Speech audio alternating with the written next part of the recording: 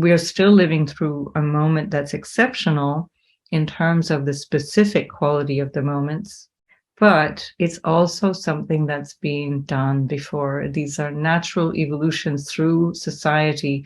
All of the changes that have brought us to where we are in our modern life have come through massive upheavals and suffering and overturning what had gone before.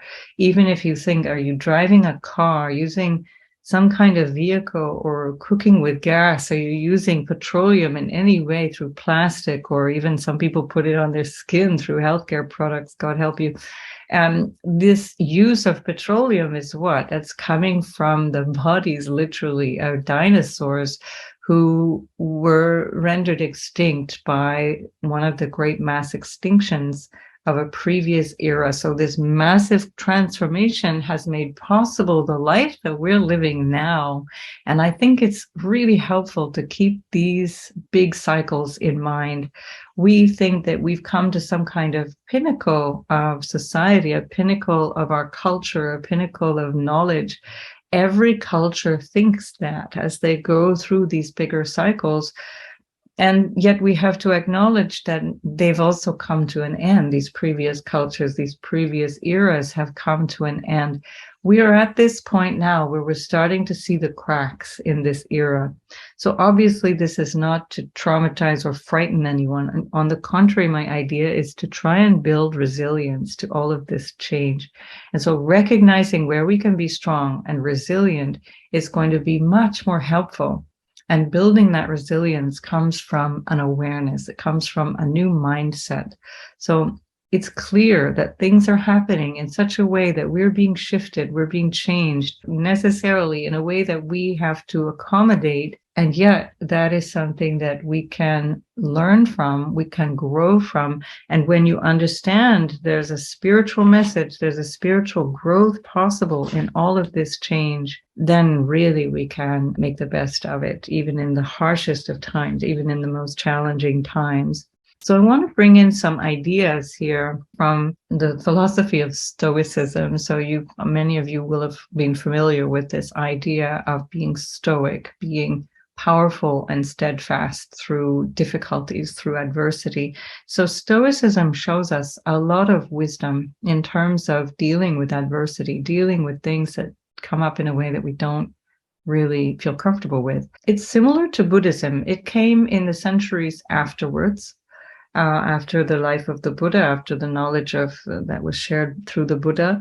But there are certain refinements that come from a more philosophical bent, whereas the Buddha went right to the heart of what it meant to be human and our delusions, our mental delusions. The advantage of working through Stoicism, at least in the beginning, to understand life, is that we are still relating to the material world. We're still relating to the fabric of society and the things that we have to touch and feel and deal with every day. Whereas Buddhism goes much beyond that, much deeper, and some people are just not able to make that leap. There are 4 basic virtues of Stoicism. And of course, the first one is wisdom, this knowledge, this understanding that helps us to choose how we respond to whatever is going on.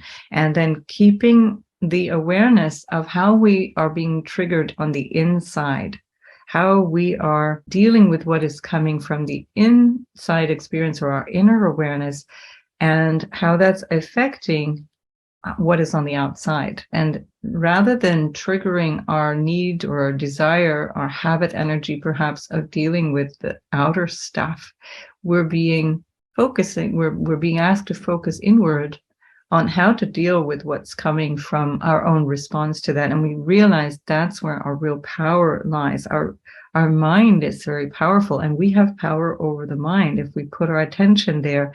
And if you remember this, you will always be strong. You will always be resilient. Courage is another virtue of Stoicism.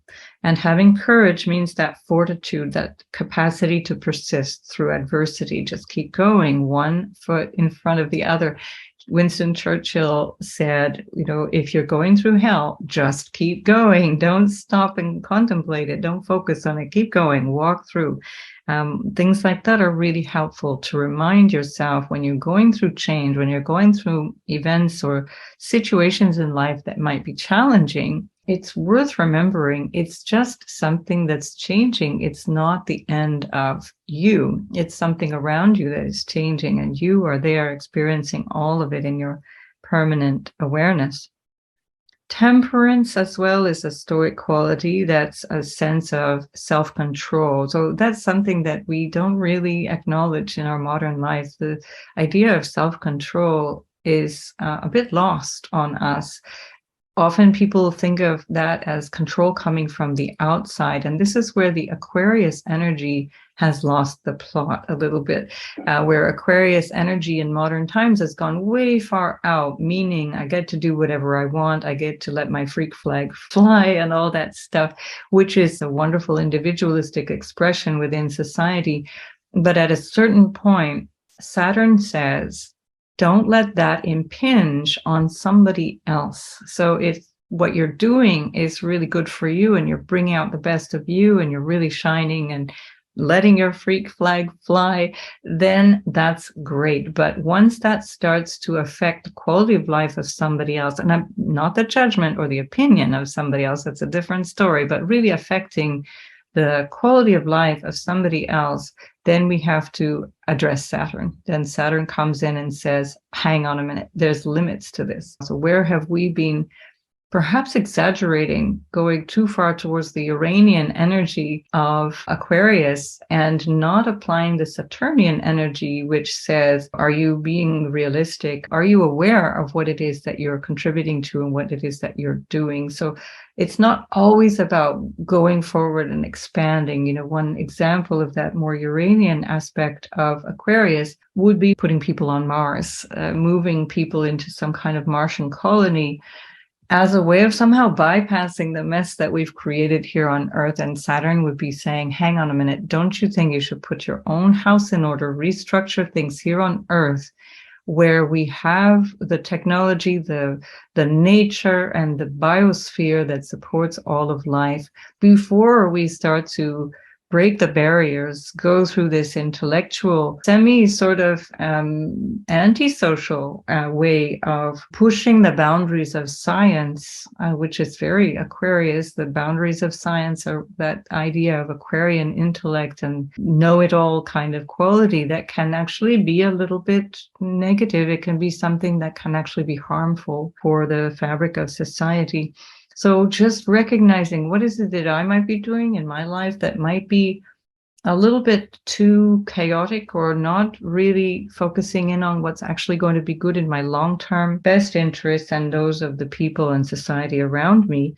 Where is it that I need to maybe make more sense of this? So it's really about that capacity to recognize that Leo passion and that the potential for greed as well, because Leo can be quite self-centered as well, that energy of wanting it all, wanting to show off, wanting to be seen, having it all, having my cake and eating it too. And Saturn is over there with the moon saying, hang on a minute, I don't think that's going to work in the big picture in the long term. So temperance, one of these really fundamental qualities that allows us to live in harmony. So we don't want to see temperance as something that is self-denying. Rather, it's accounting for the needs of everyone, including nature, including all other forms of life. If we only focus in on the negative qualities, or the sense that, Stoicism or similar philosophies, or even Buddhist philosophy for that matter, is self-denying, it's not understanding the rich teaching behind it. It's a misuse of that philosophy. And then justice is the fourth quality, the fourth virtue of Stoicism. Justice and fairness. It's really important when you're living in society that there be a solid reference to justice. This is kind of falling apart in the last couple of decades, where even in countries which used to boast being the sort of flag bearer for justice and fairness are now kind of making up rules as they go along, and they're no longer following their own laws. They're no longer following their own constitutions, we see this broadly across the world, not just in certain countries, but really in so many places where we're starting to recognize that the ideas of justice and fairness are only used when convenient to those in power. So here again, we have that axis between Leo and Aquarius, Leo being the king, the power agent, the ruler, and Aquarius being the masses. The question is, which justice? Whose justice is this? Is it the justice of the Constitution and the actual written law? Or is this the justice of politics, where people want to seek revenge? And once that starts to happen, it's very difficult to know where it stops. So with whom does it stop? If people can start to overrun different aspects of the law, we are all very vulnerable. And this is happening around the world. Julian Assange is another case of this. Very egregious abuse of human rights and international law, and even the application of American law, which is accusing him of treason, regardless of the fact that he's even an Australian citizen and cannot be treasonous against the United States.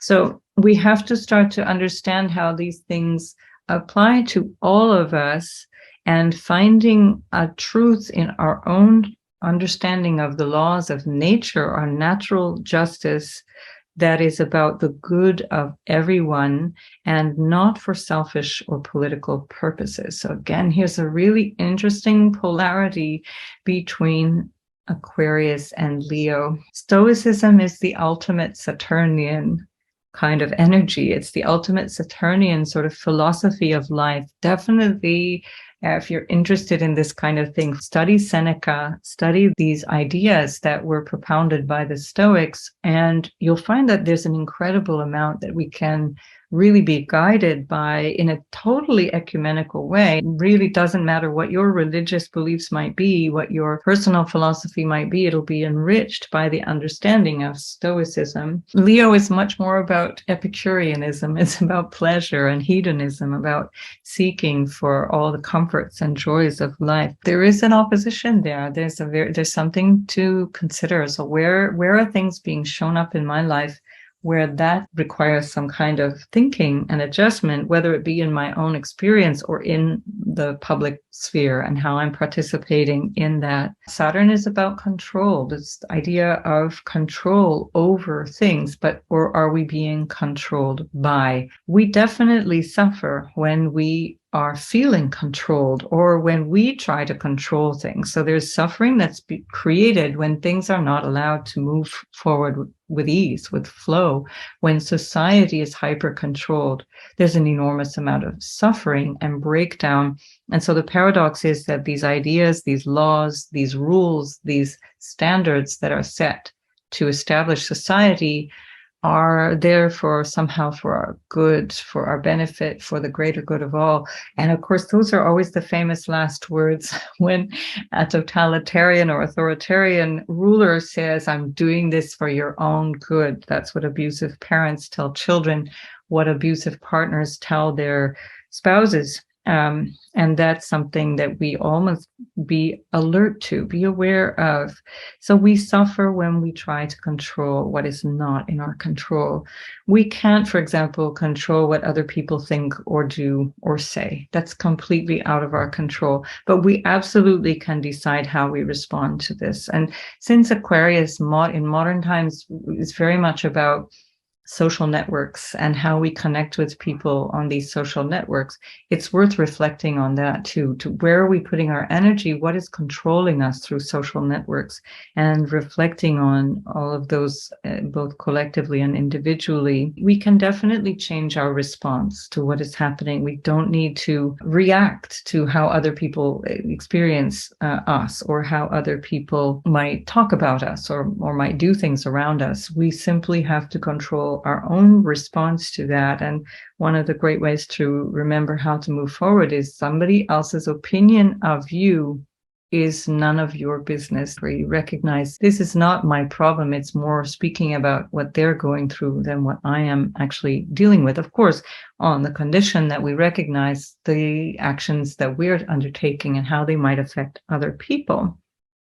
That comes back to the temperance aspect of Stoicism. And so we also can't control the weather or the climate, and we can't control how all of this is going to pan out. Of course, we can individually say, I don't have a car, or I don't travel much, I'm a vegetarian, I'm a vegan, or whatever that I'm doing, that small little part that I can help, but it's not sufficient to actually control what's going on around us. And we see this all around us with the flooding and the fires, the great fires that are happening in the last few years, which have consumed a lot of ancient forest and enormous amounts of property, consuming lives as well, human and other animal life, not to mention, of course, the greenery that we really need to stay alive on this planet, rather than packing up and going off to Mars and trying to figure it out there. We can't control all of that. So what is better is that we start to control our attitude to all of it. How are we going to respond if our house is under threat by flooding or fire?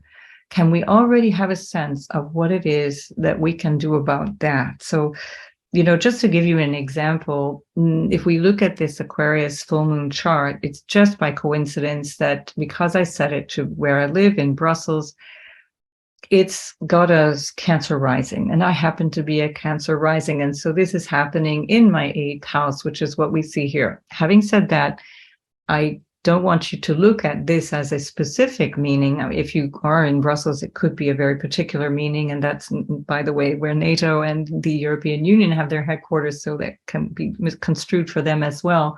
But Saturn and the moon in the 8th house is really about shedding expectations of what other people can provide for you. It's about letting go, about downsizing, about recognizing that we cannot necessarily rely on other people for support. And I can tell you, I've had this understanding because of the capacity to see going forward through astrology. I knew years ago that this would be coming up for me, and very significant for me. And so I already started 3 years ago to get rid of a lot of my stuff. I downsized a lot of my things. Already it's my spiritual practice to practice non-attachment, to practice allowing things to break and not worry about it, allowing things to move on, giving things away, not buying more stuff. And you become much more light. You literally physically become light when you have less stuff to take care of. You don't have to pay for upkeep or insurance or worry about repairing things when you have less stuff. And so it is quite pleasant. It can be a really enriching way to live life.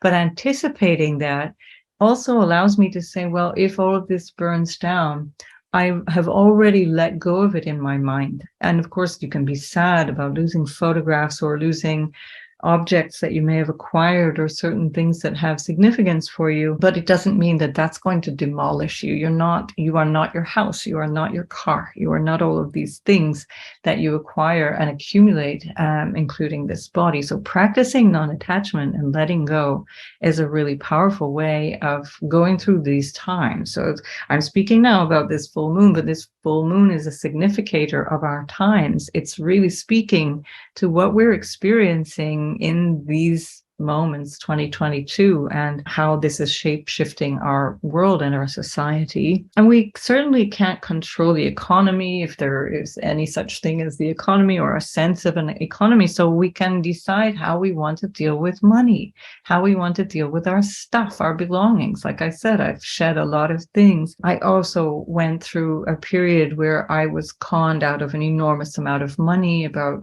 10, 11 years ago. It was incredibly stressful, extremely difficult, and I recognized that it was something that I had a powerful moment of choice to determine, how am I going to live going forward through this? I can either collapse and fall apart and decide that that's everything and that's the end of story, or I can say it's actually never been true. It's never been real. None of that stuff has been real. So think for yourself, what would happen if you lost your pension, if you all of a sudden had to move out of your home, or you lost some investment, or money disappeared, or the value of your money disappeared, which, by the way, is happening to a lot of currencies. So this inflation, stagflation, that's affecting places like the UK, countries that are undergoing intense economic pressures. How can we be, and who can we be through all of that intense pressure and change? We also can't affect how things might happen in terms of timing. Maybe our train is late, or we're running late, but we're stuck in traffic, or we're having to see the doctor, but we're waiting forever in the doctor's office, and we're running out of time because we have to go somewhere else. That we can't really control. Other factors come in. Once you live in society, other aspects of life affect us too, including the timing of things.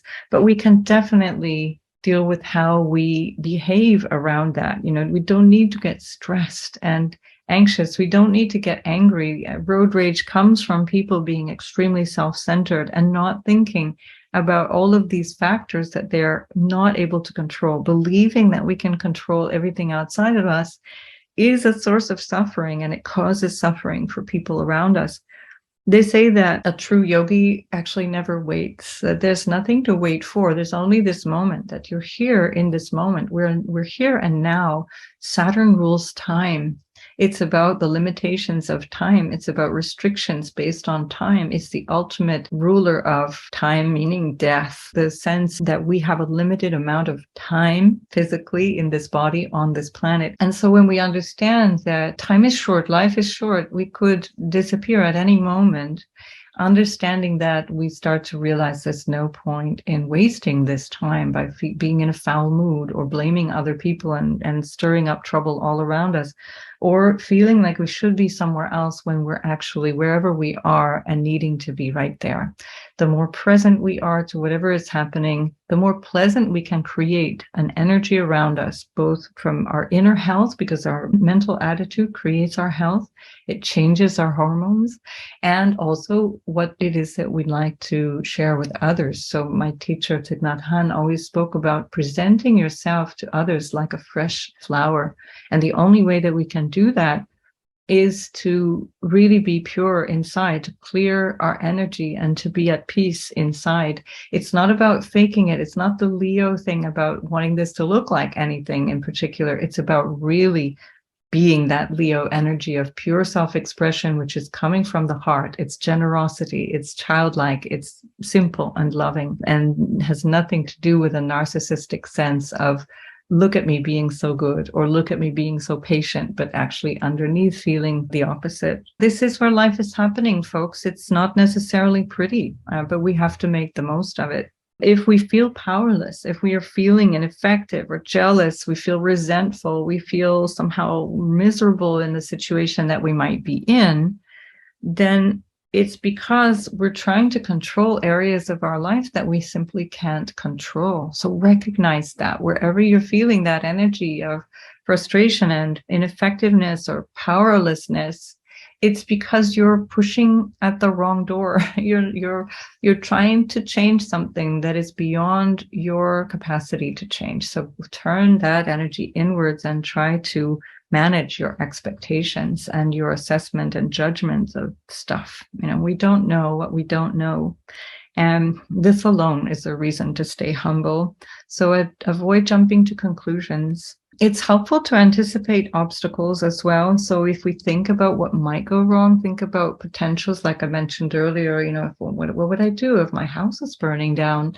What would I do if I were subject to a flood or to some kind of natural disaster that's just super powerful? I have no way of controlling that. How would I be? Who would I be in that moment? How could I be exactly in that moment so that I can bring the best out of the situation, make the best not only for myself, but for the people around me? And this is something that we can already anticipate and practice. In doing that, we can be just kind of in the flow. We can go riding through those winds of change and adversity in a way that is much more harmonious with what life is asking us in this moment. So even if there's turmoil around you, you can die in peace in that kind of chaos, because you're already bringing that to the situation. You're not struggling against the situation, but really saying, okay, this is what it is. This is, again, that idam namama, which is a Sanskrit mantra that I use to remind myself, this is not about my will, this is divine will, which is at play here. So catastrophic thinking, by the way, is not what I'm advocating here. So if you're focusing on catastrophizing, if you're focusing in on the things that are going wrong and the problems, that's not what I'm advocating here when I say that we can look at obstacles in advance and anticipate things going wrong. It's not about focusing on that. It's rather saying that I can look at the solutions for any eventuality and keep that growth mindset. I recently heard a clip from the Huberman Lab podcast. I really like Professor Huberman. He has this really great podcast. And it's a story told by one of his recent guests about Michael Phelps, who was a US Olympic swimmer. And he was on the verge of winning his 8th gold medal at the 2008 Beijing Olympic, 8 in one Olympiad, not just in a lifetime, but in his very first ever show at the Olympics. And when he jumped in the water for this last 200-meter swim that he had to do, his goggles started filling up with water. And by the 3rd lap, he couldn't see anything. But because he had actually trained for this, he and his trainer had gone through adversity. What could possibly go wrong when you're in the competition zone, and things that could go wrong? Let's practice that. Let's work with this. Let's make it happen and go beyond it. So he was able to overcome this. There's no time when you're competing against the clock. There's no time to pause and adjust your goggles or even take some seconds to throw them off your head. He had to keep swimming, and he couldn't see anything by the 3rd lap. So all he started to do was what he was trained to do. He counted the strokes as he was going from lap to lap, and recognizing where he was by the end of the X number of strokes, he'd be at the end of the pool, and then he would have to turn around. And because he practiced for these terrible situations, he was calm. He knew how to overcome it, and he won the gold medal. So this is because he foresaw the problems, not because he's catastrophically obsessed with what could go wrong, but he's obsessed with the solutions. Who can I be in the face of adversity? And that allowed him to resolve the challenges in that moment. So we have to be realistic about what it is that we can actually change and recognize, okay, when my goggles are full of water, what am I going to do about it? How am I going to resolve this? And this is kind of like the serenity prayer, that wonderful prayer, at least it's the first half of this prayer, which is, God, grant me the serenity to accept the things I cannot change and the courage to change the things I can. And here's the kicker, here's the most important part, and the wisdom to know the difference. This is Viveka. Viveka is knowledge, it's wisdom, it's understanding the higher sense of discernment. It's the actual symbol of Saraswati, the goddess of wisdom, the swan, that is able to choose, able to discern water from milk and separate the two out. What's the milk? What's the good stuff that I want to take nourishment from, and the water we can leave behind? And these symbols are very powerful to recognize. This is where I really need to understand where I can let go of all these things that I can't possibly control, I can't possibly know. I let it go. I surrender it all. And this is what Saturn ultimately is teaching us in life, surrender. These are what the nodes are teaching us through life, particularly the South node. What can you let go of? What can you shed? What can you drop right now? It's what you're moving away from. The North node is what it is that I might have to deal with, that I can't possibly anticipate. It might be what we're craving and what we hope for, but that rarely pans out the way that we had expected it. If you think about your goals and dreams when you were a teenager, think of even years or decades later, how many of those actually panned out for you. So we have to be in this state of acceptance and flow to be able to really grow fully without resentment and without a feeling of being somehow cheated by life. We don't have power to change so many things. We just need to change our relationship to what's going on. Pushing harder or yelling louder is not going to bring you what you want. Focus inwards, practice equanimity, easy come, easy go. Practice contentment and gratitude as well, for your own good as well as that of others, because we know that biologically we thrive when we have these positive, constructive emotions. Our biology changes, and this is important to keep in mind. And then also, we want to practice compassion, because not everybody is up to this. Not everybody is thinking this way. Not everybody is able, with what life has given them, to see and to have this discernment. And so we can just keep going forward in our way that practices all of these things as a way of modeling that to other people, not preaching it to other people, but modeling that to other people, going with the flow, moving harmoniously through life, and recognizing that other people are needing perhaps more support, or maybe needing more space. And Aquarius is all about space. It's all about distance and setting oneself apart and having a bit more space between oneself and others. There's an interesting idea of non-interference that comes from Lao Tzu in the Tao Te Ching that he wrote thousands of years ago as well. It's really ancient wisdom, which is timeless. It's human. It speaks to our capacity as human beings to navigate this world, which we think is so different, so different, but it's actually fundamentally the same, whatever era we're experiencing it in. And this idea of non-interference is very powerful. Lao Tzu says, just allow things to come and go. It's the ego that thinks we're responsible. We have to change this. We have to do something about this, or I don't like this, or I do like that. I want more of it. I want to grasp it. I want to hold on to it forever. It's exhausting. We get up all kinds of ideas about holding on to stuff and trying to mold and shape things in the way that we want, according to our desires, which is again coming back to this Leo energy. And we just cannot do it. So we want to really recognize where that just causes problems. They say the road to hell is paved with good intentions. And so recognizing where we need to step back, where we need to allow things to happen, where we can be there and allow people to know we're here for you. We're here at a distance. We're here to support you when needed, but I have to wait for you to ask. One way that we can help ourselves as well during our regular reflections or practice of mindfulness or meditation, if you've got one, which I highly recommend and encourage you to have, is to acknowledge your emotions, to really experience what it is that you're experiencing.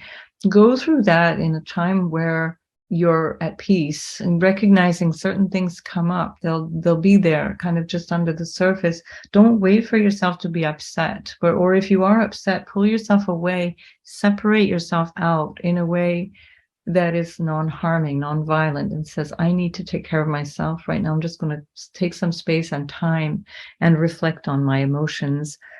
Leo is all about passion. There is an emotional quality to all of these desires. There's something driving the desire. Go deep and understand what is that.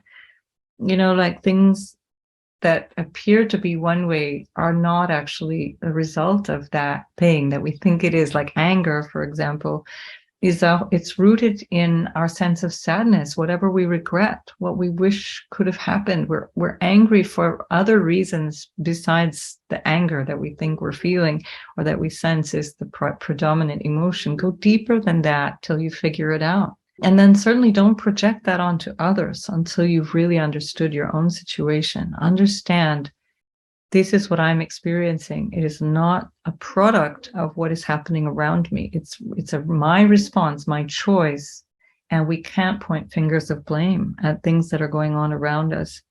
So practice living in harmony with nature and natural cycles as a way of balancing out these emotions, as a way of bringing yourself inner peace. If you move through life with this kind of flow, this cyclical flow of nature, it will really help you to find inner balance.